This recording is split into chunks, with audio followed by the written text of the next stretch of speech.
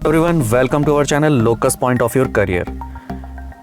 आज के इस लेक्चर में हम लोग बात करने जा रहे हैं जिस टॉपिक की, उसका नाम है मोटिवेशन। तो आज के इस वीडियो लेक्चर में हम लोग बात करने जा रहे हैं मोटिवेशन की डेफिनेशंस क्या क्या हैं, उसकी कैरेक्टरिस्टिक्स क्या क्या हैं और इस मोटिवेशन की ज़रूरत क्या है, इंपॉर्टेंस क्या है इसकी। तो मोटिवेशन क्या है, आइए पहले हम लोग इस चीज़ को देख लेते हैं। तो मोटिवेशन को हम ऐसे समझ सकते हैं कि किसी भी काम को करने के लिए हमारे अंदर से जो एक इच्छा होती है, डिज़ायर होती है, जो हमको धक्का देती है कि ये काम करना है, इस काम को करो, उस डिज़ायर, उस इच्छा को ही हम मोटिवेशन कहते हैं। यहाँ पर स्क्रीन पर आपको कुछ चीज़ें दिख रही होंगी, जैसे कि motivation is a fire that ignites you. मतलब मोटिवेशन वो आग है जो लगातार आपके अंदर किसी चीज़ को करने की इच्छा को जलाए रखती है। It is a force that drives you. ये वो बल है, ये वो फोर्स है, वो कारक है जो लगातार आपको कुछ ना कुछ करने के लिए प्रेरित करता रहता है।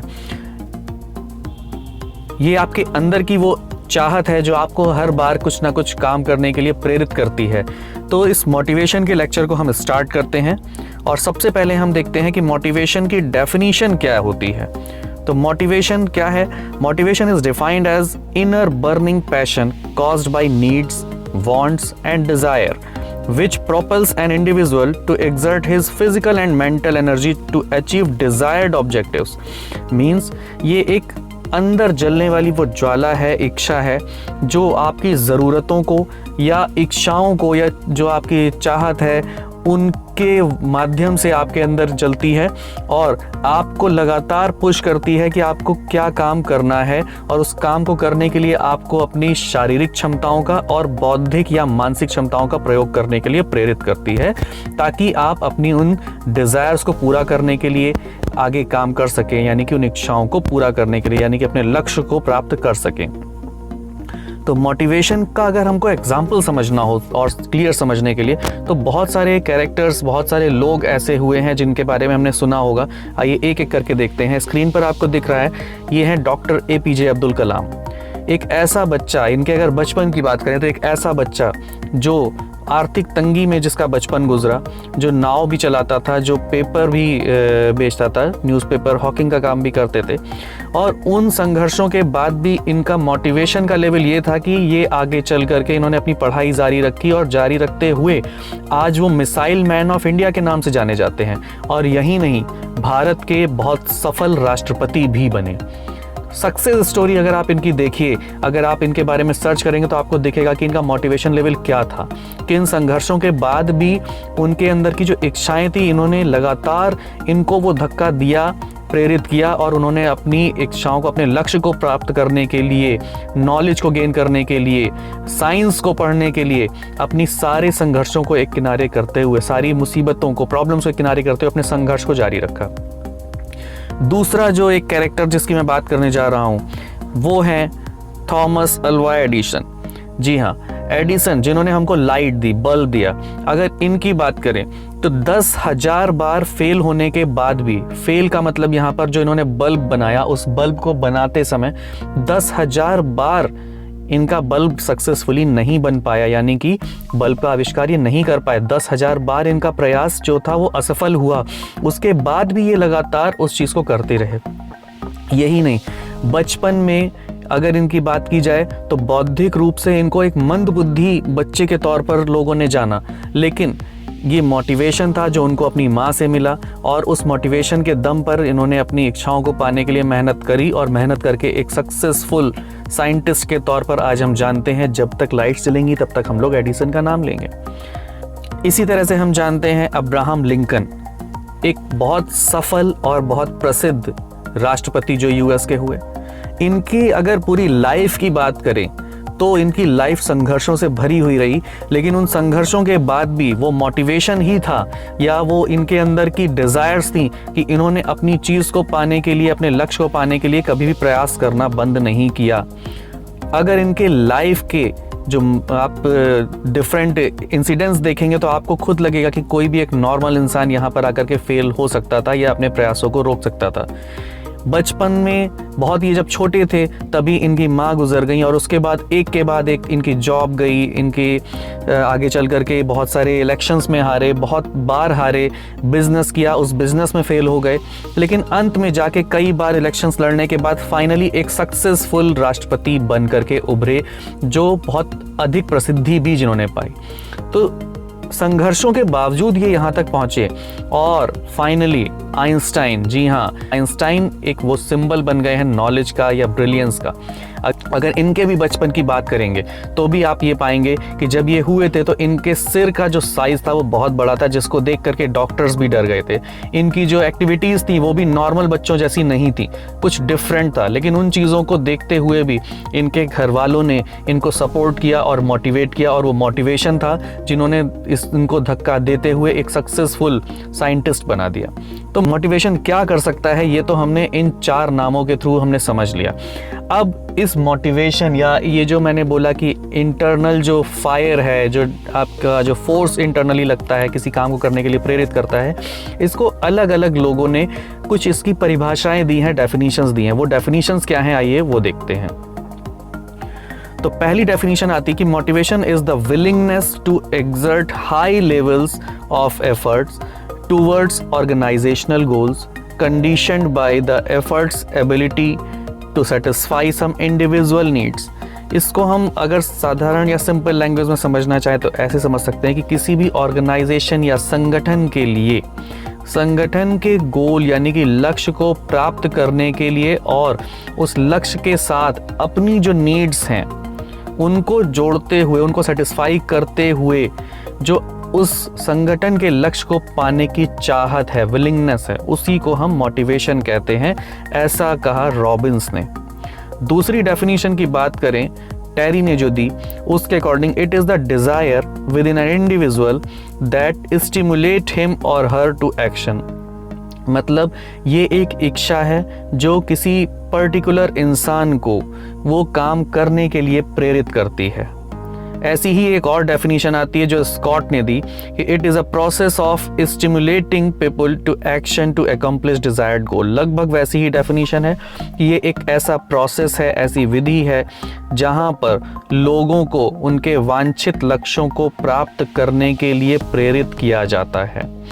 ऐसी ही और भी डेफिनेशन आती है जो मैकफर्लैंड ने दी, it is the way in which urges, drives, desires, aspirations, strivings or needs direct control or explain the behavior of human being। मतलब ह्यूमन बीइंग या इंसानों के बिहेवियर को ये इच्छाएं और डिज़ायर्स या जो भी गोल्स हैं, नीड्स हैं, ये ड्राइव करती हैं और इस ड्राइव करने के प्रोसेस को ही यानी कंट्रोल करती हैं। उसी कंट्रोलिंग के प्रोसेस को हम मोटिवेशन कहते हैं। तो ये तो बात हो गई कि मोटिवेशन की डेफिनेशंस क्या हैं। अब हम आते हैं अगले टॉपिक पर कि मोटिवेशन क्या होता है, ये डिस्कस कर लिया, डेफिनेशन देख ली। अगला हम देखते हैं कि ये मोटिवेशन जो है कितने टाइप का होता है। तो ब्रॉडली हम देखते हैं मोटिवेशन 2 तरह का होता है। पहला होता है इंट्रिंसिक और दूसरा होता है एक्सट्रिंसिक। अब ये क्या होता है? तो intrinsic, it is said when a person is interested to do or perform the task willingly, the reason behind it is not depend on or driven or influenced by other people and result or outcome। Intrinsic motivation वो होता है जो आंतरिक होता है कि एक इंसान खुद से कुछ करना चाहता है, खुद से उसकी कोई इच्छा है जिसकी वजह से वो कोई काम को कर रहा है। उसके लिए एंड रिजल्ट मैटर नहीं करता। वो जो भी काम करेगा अपनी इच्छाओं से करेगा। जैसे पढ़ने की इच्छा, कोई पढ़ना चाहता है तो वो अगर पढ़ना चाह रहा है, एक बच्चा जब पढ़ता है तो उस समय उसके अंदर इच्छा होती है पढ़ने की कि मुझे भी एजुकेटेड होना है, मुझे भी पढ़ना आना चाहिए। एक छोटे से बच्चे को अगर आप देखिए, बहुत छोटे बच्चे को, 2 साल 3 साल का बच्चा, तो वो भी जब देखता है अपने फादर को, अपनी फैमिली के लोगों को न्यूज़पेपर पढ़ते, वो भी न्यूज़पेपर पढ़ने की कोशिश करता है। ये विलिंगनेस है, उसकी चाहत है। उसको एंड रिजल्ट से मतलब नहीं है, वो पढ़ पाएगा नहीं पढ़ पाएगा, पढ़ लेगा तो क्या होगा उसको नहीं मालूम, वो पढ़ना चाहता है। ये है इंट्रिंसिक मोटिवेशन। और इंट्रिंसिक मोटिवेशन जो है, इसके पीछे के रीजंस क्या क्या हो सकते हैं? तो अ ज़ील टू लर्न, मतलब किसी चीज़ को लर्न करने की, सीखने की इच्छा। अर्न रिस्पेक्ट, लोगों का सम्मान पाने के लिए लोग कोई चीज़ किसी काम को करना चाहते हैं। क्यूरियोसिटी, हम समझना चाहते हैं क्या है, क्यों है, इस तरह की चीज़ें हमारे दिमाग में होना। टू बिल्ड मोर कॉन्टेक्ट्स, कभी कभी ऐसा भी होता है कि हमारी चाहत है कि लोगों से हमारे ज़्यादा अच्छे टर्म्स हों, लोग ज़्यादा हमको जाने, इसलिए हम अपने काम को कर रहे होते हैं। वो पढ़ाई भी हो सकती है, वो बिज़नेस भी हो सकता है, वो और भी चीज़ें हो सकती हैं। कोई सोशल एक्टिविटीज़ करते हैं लोग, तो उनका केवल रीज़न होता है कि लोग हम मेरे बारे में जाने, उनकी इच्छा होती है। ओके, एक्सेप्टिंग द चैलेंजेस और चैलेंजिंग सेल्फ, ऐसा बहुत बार होता है कि हम कोई चैलेंज एक्सेप्ट कर लेते हैं कि अगर ये काम है, बहुत टफ है, इसको तो मैं करके ही रहूँगा। ये है इंट्रिंसिक मोटिवेशन के एग्जाम्पल्स। ओके, अब दूसरा जो टाइप आता है वो है एक्सट्रिंसिक। एक्सट्रिंसिक जैसे इंट्रिंसिक बताया, इसका जस्ट ये अपोजिट होता है। एक्सट्रिंसिक क्या है? It is said when a person is doing or performing a task because he or she is said to do it by someone else or to achieve a target. In this case, the person's motivation depends on other person action or on the following reasons. तो following reasons क्या है अभी हम देख लेते हैं, लेकिन पहले इसकी डेफिनेशन को समझ लेते हैं। एक्सट्रिंसिक मोटिवेशन जो है ये बाहरी फैक्टर्स पर डिपेंड करता है। हमें कुछ दिख रहा है, हमें किसी बाहर ने ऑर्डर किया, आपको ये काम करना है, अब वो ऑर्डर है इसलिए हम कर रहे हैं, ये एक्सट्रिंसिक मोटिवेशन है। हमें कोई चीज़ मिलेगी उसके बाद, हमें मालूम है इसलिए हम कर रहे हैं, ठीक है। तो इस तरह की जो चीज़ें होती है, यानी कि यहाँ पर हम देखें तो एक्सट्रिंसिक यानी कि जो बाहरी फैक्टर्स हैं वो हमारे मोटिवेशन को गवर्न कर रहे हैं, हमको मोटिवेट कर रहे हैं। तो वो रीजंस क्या क्या हो सकते हैं आइए देखते हैं। सैलरी हाइक, अच्छा काम कर रहे हैं भाई हम, तो हमको 1 साल के बाद सैलरी इंक्रीमेंट मिल जाएगा, तो सैलरी इंक्रीमेंट में भी द रीज़न, इसके लिए हम काम कर रहे हैं। प्रमोशन, हम अच्छे तरीके से काम करेंगे तो हमारा प्रमोशन होगा, अच्छी पोजीशन मिलेगी, हमें पावर मिलेगी, इंसेंटिव्स मिलेंगे, रिवॉर्ड्स मिलेंगे, ये भी हो सकते हैं। और ये भी हो सकता है एक फैक्टर कि हम क्रिटिसिज्म को अवॉइड करने के लिए किसी काम को कर रहे हैं, या हम कोई काम इसलिए कर रहे हैं कि हमारे ऊपर कोई डिसिप्लिनरी एक्शन ना हो जाए। होता है कई बार, बहुत सारे लोग बोलते हैं अरे यार ये काम कर लो, मैं किसी की बात सुनना नहीं चाहता, मीन्स किसी का क्रिटिसिज्म मैं नहीं झेलना चाहता। अरे यार ये काम कर लो वरना पेनल्टी लग जाएगी, अरे यार ये काम कर लो वरना डिमोशन हो जाएगा, डिसिप्लिनरी एक्शन हो जाएगा, जॉब जा सकती है, इसलिए ये टारगेट को अचीव करना है। ये भी एक टाइप का मोटिवेशन है। लेकिन ये सारे के सारे जो हैं, ये चाहे डर हो या जो भी हो, या सैलरी हाइक जो भी है, ये सारे के सारे बाहरी फैक्टर्स हैं। ये हम अपनी इच्छा से नहीं कर रहे हैं, बल्कि हमारे सामने एक चीज़ है उसको हम अचीव करना चाह रहे हैं। ओके, तो ये है एक्सट्रिंसिक मोटिवेशन। अब हम बात करें कि मोटिवेशन की कैरेक्टरिस्टिक्स यानी विशेषताएं क्या क्या होती हैं। तो ये विशेषताओं में पहली जो है, first characteristic of motivation is that motivation is a psychological phenomena. ये एक मनोवैज्ञानिक चीज़ है, साइकोलॉजिकल है, ये आपके दिमाग से, आपके थॉट प्रोसेस से गवर्न होती है, ये कोई फिजिकल ऑब्जेक्ट नहीं है। It is the inner desire of an individual to achieve something more. More is the individual motivated, better performance and organisational relations. मतलब ये किसी चीज़ को और हासिल करने की जो इच्छा होती है, ये इंटरनल एक चीज़ है, साइकोलॉजिकल है, आंतरिक इच्छा है ये, ठीक है। और जितना अधिक इंसान प्रेरित होता है, यानी कि मोटिवेशन जितना ज़्यादा होगा, वो इंसान उतना ही बेहतर परफॉर्म कर रहा होता है, और उतना ही बेहतर जब वो परफॉर्म करेगा तो उससे जो ऑर्गेनाइजेशन है वो मजबूत होती है। और अगर हमारी पूरी टीम इसी तरह से मोटिवेटेड है तो उस ऑर्गेनाइजेशन के लोगों के जो पारस्परिक संबंध होते हैं वो भी अच्छे होते हैं। Okay, second point is motivation is a continuous process. जी हाँ, प्रेरणा एक सतत प्रक्रिया है। एक इंसान अगर प्रेरित है तो वो कॉन्टिन्यूटी में प्रेरित होगा, वो मोटिवेटेड होगा। सेकेंड जो कैरेक्टरिस्टिक आती है that is motivation is continuous process. प्रेरणा या प्रेरित होना ये एक कॉन्टिन्यूस प्रोसेस है। इच्छाएं इंसान की अनंत होती हैं, चाहत अनंत होती है, कुछ भी पाने की इच्छाएं, कुछ ना कुछ पाने की इच्छा हमेशा रहती ही है। ये एक ह्यूमन नेचर है, इंसान का ये एक नॉर्मल प्रकृति है कि हमें लगातार कुछ ना कुछ हासिल करने की, कुछ पाने की, कुछ बनने की इच्छाएं हमारे अंदर रहती ही हैं। और जब तक ये इच्छाएं होंगी, एक पूरी होगी तो दूसरी होगी, दूसरी होगी तो तीसरी होगी, और तीसरी होगी तो चौथी, ये प्रोसेस चलता रहता है। और ये इच्छाएं, डिज़ायर, यही वो फोर्स होते हैं जो हमें मोटिवेट करते हैं। तो इसको हम समझ सकते हैं कि जब ये इच्छाएं लगातार हैं तो मोटिवेशन भी एक लगातार प्रोसेस होगा। तीसरा जो कैरेक्टरिस्टिक है वो है कि motivation produces goal directed behaviour. जी हाँ, प्रेरणा जो होती है, यानी कि या अभिप्रेरण जिसको हम बोल सकते हैं, ये लक्ष्य की ओर निर्देशित व्यवहार हमारे अंदर पैदा करती है। हमारे जो काम होंगे, हमारा काम करने का तरीका होगा, उसमें हमेशा ये झलकेगा कि हम वो किस चीज़ की ओर बढ़ रहे हैं। हमको पता होगा कि हम काम क्यों कर रहे हैं। हम उसी काम को सिलेक्ट करेंगे जो हमें उस लक्ष्य की ओर ले जा रहा होगा। हमको कितना टारगेट अचीव करना है, हमको क्या कमाना है, क्या चीज़ खरीदनी है, ये हम लोग हमेशा सोच के चलते हैं और हम उसी के अकॉर्डिंग अपने गोल्स, अपने माइलस्टोन्स सेट करते हैं। ओके, अगली जो कैरेक्टरिस्टिक आती है कि motivation varies from person to person and time to time. बिल्कुल, हर इंसान की ज़रूरतें अलग हैं और हर समय पर एक इंसान की ज़रूरत भी अलग अलग होती है। तो एक ही इंसान में मोटिवेशन जो है समय समय पर बदलता रहता है, और एक इंसान और दूसरे इंसान में अगर आप फ़र्क देखें तो उनके मोटिवेशन का लेवल और उनका मोटिवेशन भी अलग अलग तरह का हो सकता है एक ही समय पर। ओके, लेकिन अगर अलग अलग समय पर किसी एक के मोटिवेशन की एनालिसिस करेंगे तो उस एक इंसान का मोटिवेशन अलग अलग समय पे अलग अलग हो सकता है। अब ये कौन कौन से हो सकते हैं, ये हम लोग आगे अभी टॉपिक आएगा उसमें डिस्कस करेंगे। अगली कैरेक्टरिस्टिक है, an individual is motivated by positive और नेगेटिव मोटिवेशन। जी हाँ, अब यहाँ पर वो चीज़ आती है कि अलग अलग से क्या मतलब था। मोटिवेशन ये नेगेटिव यानी नकारात्मक और पॉजिटिव यानी सकारात्मक, ये दोनों तरह का हो सकता है। अब ये पॉजिटिव और नेगेटिव क्या है, तो चलिए इसको देख लेते हैं। Positive motivation is based on incentives और rewards. Incentives can be monetary और नॉन मॉनिटरी।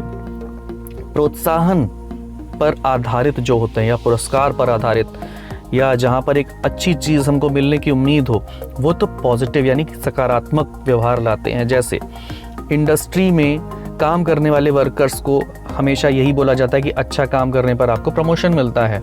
हमारी इंडस्ट्री में अच्छे वर्कर्स को हम अच्छी अपॉर्चुनिटीज़ देते हैं, हमारे पास बहुत सारी अपॉर्चुनिटीज़ देती हैं, और इसी वजह से वहाँ के वर्कर्स अच्छे से परफॉर्म करते हैं।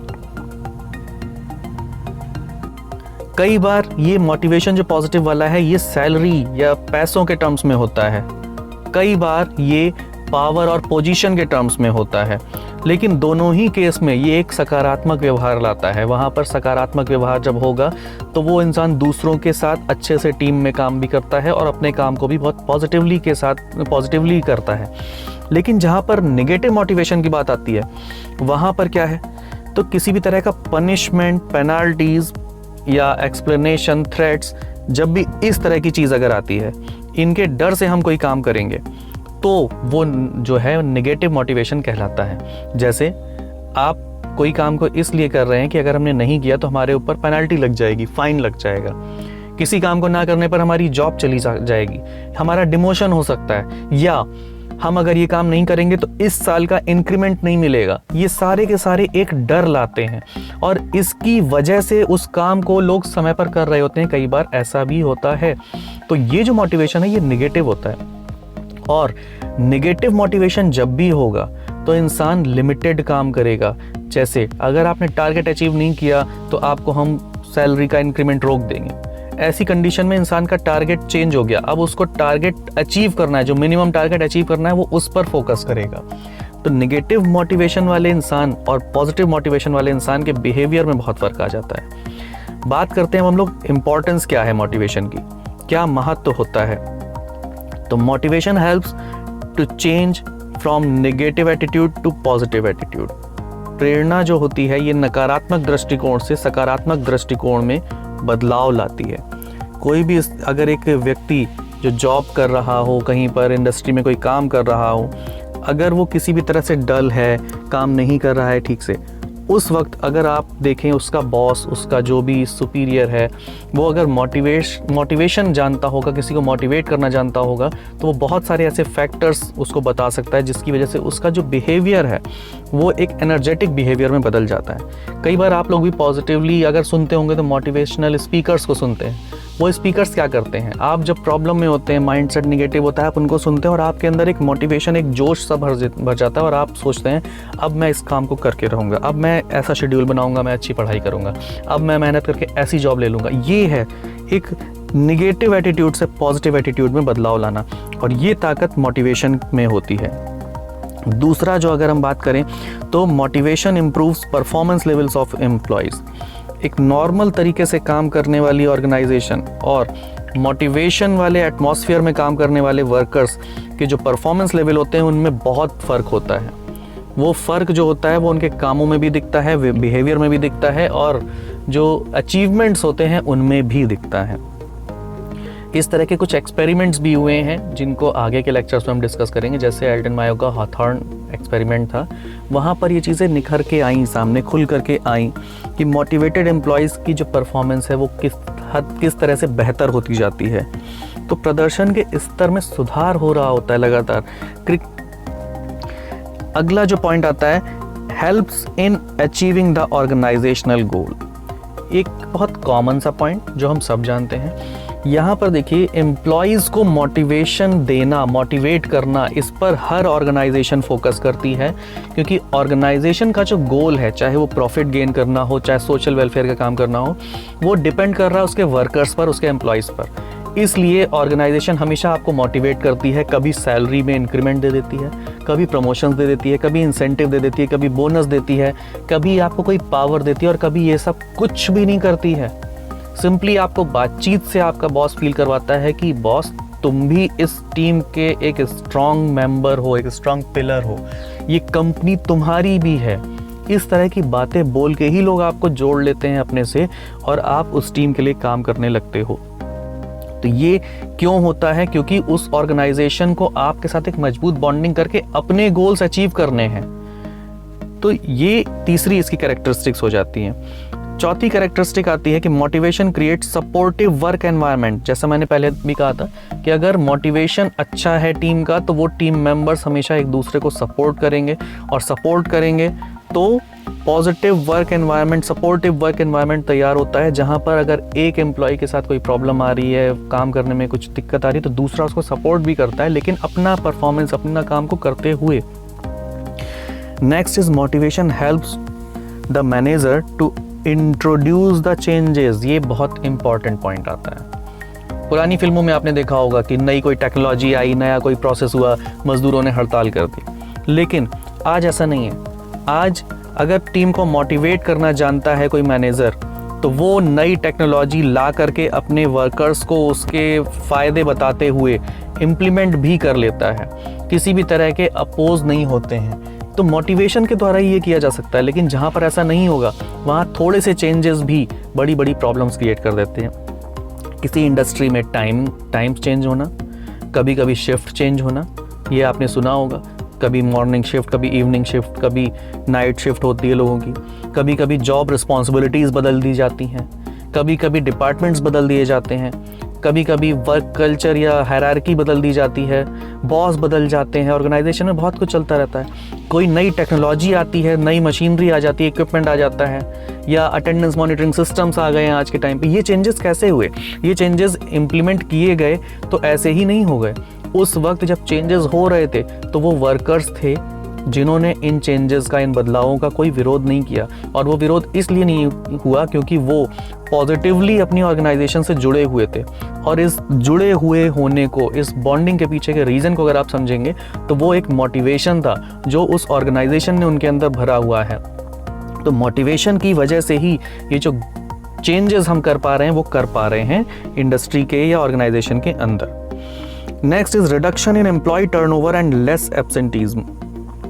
एक मोटिवेटेड स्टूडेंट की अगर हम बात करें ना, केवल ऑर्गेनाइजेशन तो छोड़िए, तो एक मोटिवेटेड स्टूडेंट कभी स्कूल जाने में हिचकिचाता नहीं है। वो अपना स्कूल रेगुलर जाना चाहता है।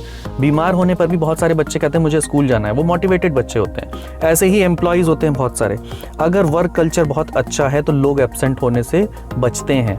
लोग खुद कहेंगे नहीं मैं क्या करूँगा, मैं अपने ऑफिस जाऊँगा, अपने ऑर्गेनाइजेशन में जाऊँगा, मैं छुट्टी नहीं लूँगा। बहुत सारे लोगों की छुट्टियाँ लैप्स हो जाती हैं प्राइवेट इंडस्ट्रीज़ में।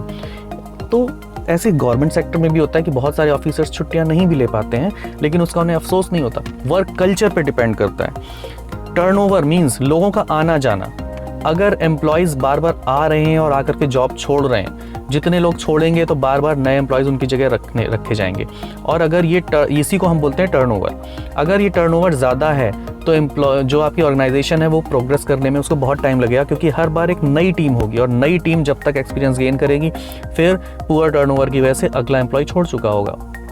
तो ये टर्नओवर को कम करने का काम भी मोटिवेशन करता है। अगर मोटिवेटेड टीम है तो उसको मालूम है कि हमारी जो ऑर्गेनाइजेशन है इसके लक्ष्यों की अगर पूर्ति होती है तो हमारे भी लक्ष्यों की पूर्ति होगी, हमारी इंडिविजुअल जो नीड्स डिज़ायर हैं वो भी पूरी हो रही हैं। जब इसमें कनेक्ट करने में ऑर्गेनाइजेशन सफल हो जाती है तो वहाँ लोग जो है जॉब छोड़ना बंद कर देते हैं, यानी कि एम्प्लॉय टर्नओवर घट जाता है और उस इंडस्ट्री या ऑर्गेनाइजेशन की परफॉर्मेंस में सुधार हो जाता है। तो आज के लेक्चर के लिए इतना ही। Thanks for watching. उम्मीद है आज का लेक्चर आपको समझ में आया होगा, अच्छा लगा होगा। अगर चैनल को सब्सक्राइब नहीं किया है तो सब्सक्राइब कर लीजिए, वीडियो को लाइक ज़रूर कर दीजिएगा। और अगर कोई कंटेंट में कोई ऑब्जेक्शन हो या कोई चीज़ गलत लग रही हो तो आप कमेंट बॉक्स में उसको बता भी सकते हैं, उसमें हम लोग आगे के लेक्चर्स में करेक्शन मेंशन करेंगे। चैनल को सब्सक्राइब कर लीजिएगा ज़रूर, ताकि नोटिफिकेशंस आप तक पहुंचते रहें। बेल आइकन को ज़रूर दबा दीजिएगा, नोटिफिकेशन की बेल आपको सुनाई देगी। अगले लेक्चर में हम लोग बात करेंगे जो मोटिवेशन की थ्योरीज़ हैं, यानी कि थ्योरीज़ ऑफ मोटिवेशन, जिनमें मुख्य रूप से हम लोग बात करेंगे मैस्लो की जो नीड हायरार्की की थ्योरी थी, हर्ट्ज़बर्ग की थ्योरी थी, डगलस की थी और मैग्रेजर की। तो अपकमिंग वीडियोज़ में हम लोग इनकी बात करेंगे। तब तक के लिए गुड बाय, टेक केयर।